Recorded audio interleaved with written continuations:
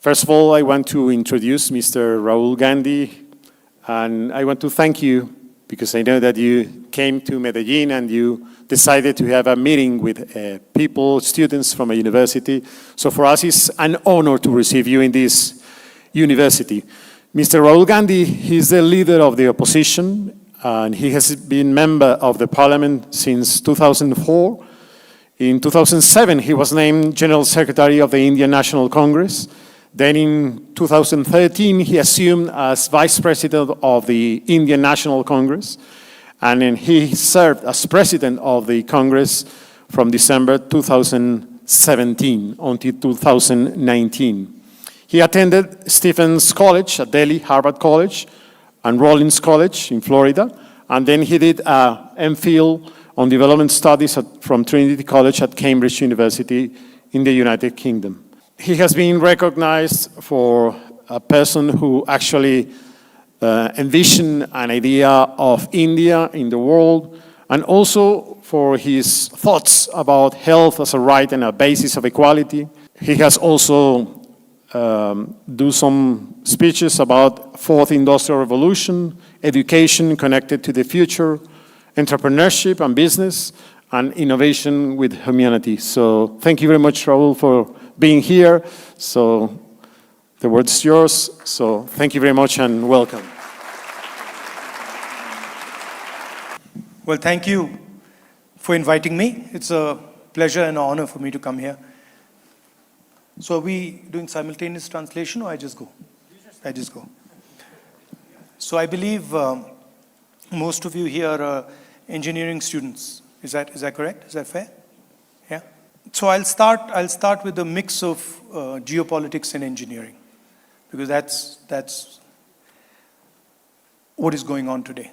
If you look at big empires, and you look at the British Empire, you look at the American Empire, and any other empire, what you find is that they arise in energy transitions. So when you have a transition in energy, the way we move, the power that controls that transition tends to become a superpower.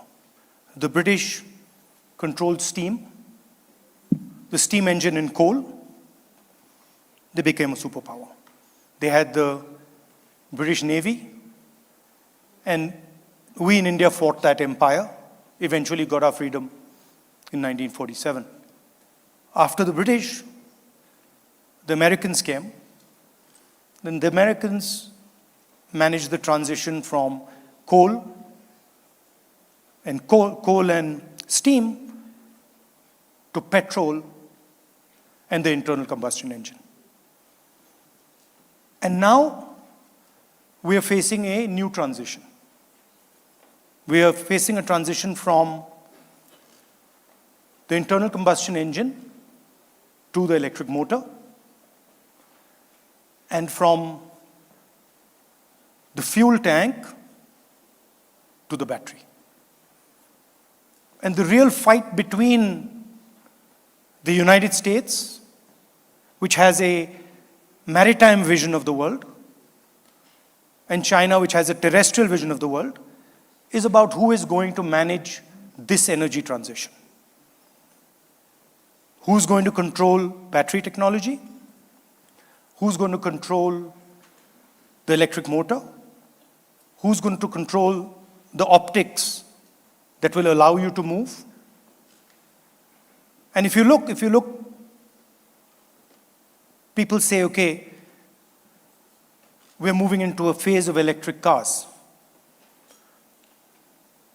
But if you step back slightly, what you find is that a drone, an electric car, a high-speed train, they all have the same basic architecture.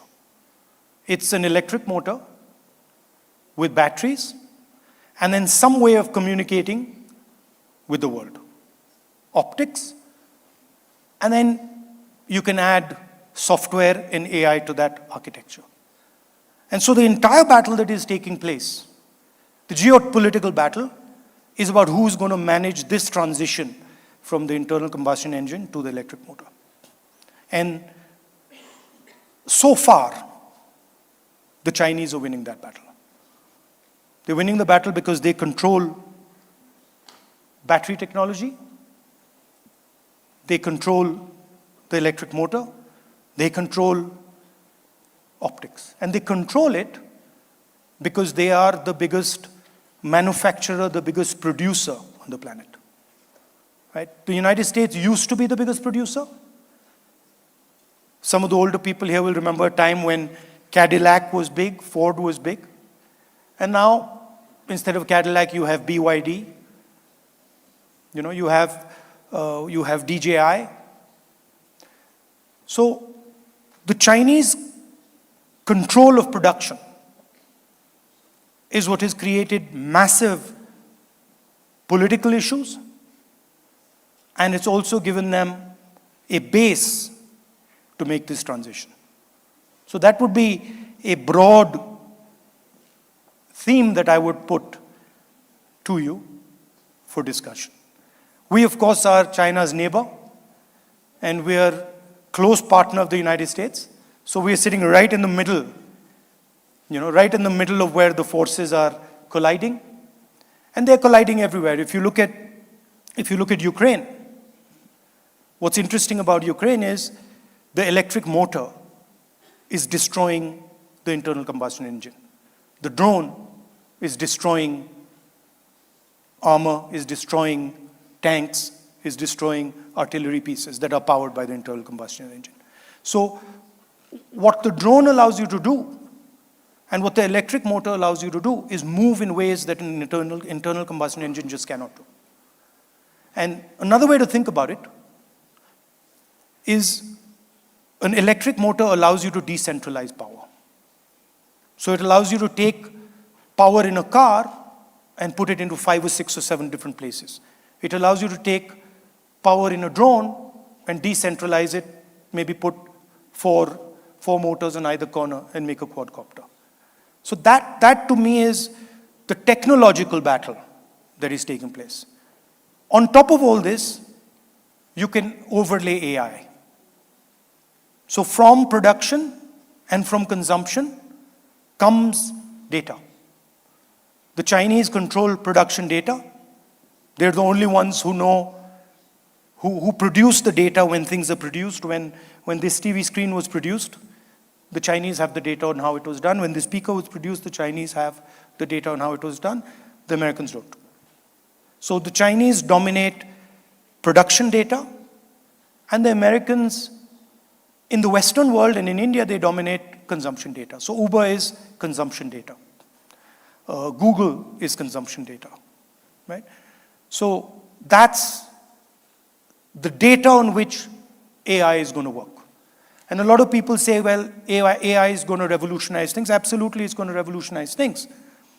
But the person who's going to have power in that revolution is the person who controls the data.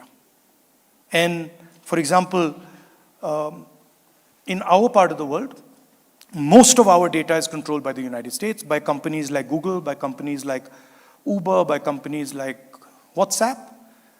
So the Americans have a distinct advantage when it comes to communication, when it comes to consumption data. And that broadly is the fight that is taking place. Now, any questions you might have, I'd gladly answer. Thank you.